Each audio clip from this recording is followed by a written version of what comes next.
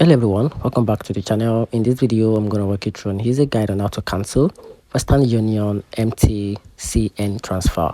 So to get started with a quick guide on how you can simply cancel the Western Union MTCN transfer. So the first thing to do is to check the transfer status.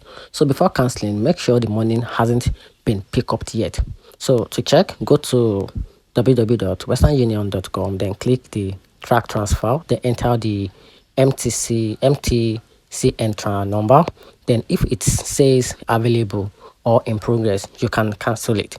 And if the cancel is online, if possible, if you send the transfer online or via the app, log into your Western Union account, then go to history or activities, then from there find the transfer, then tap cancel transfer, then confirm the cancellation.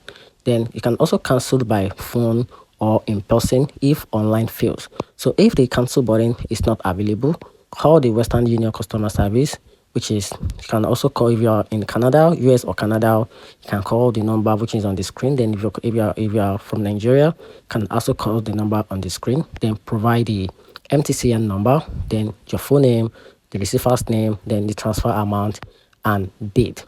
Then if it is to get a refund goes back to your original payment method. So if it is card or bank transfer or bank, which is the bank or bank refund, it takes between 5 to 7 working days, 5 to 7 business days. So you have to take note of that. Then if it is cash payment, pick up refund at the same location with a valid ID. And that's it. Find the video helpful. If you did, turn on the notification button and subscribe for more. Thanks.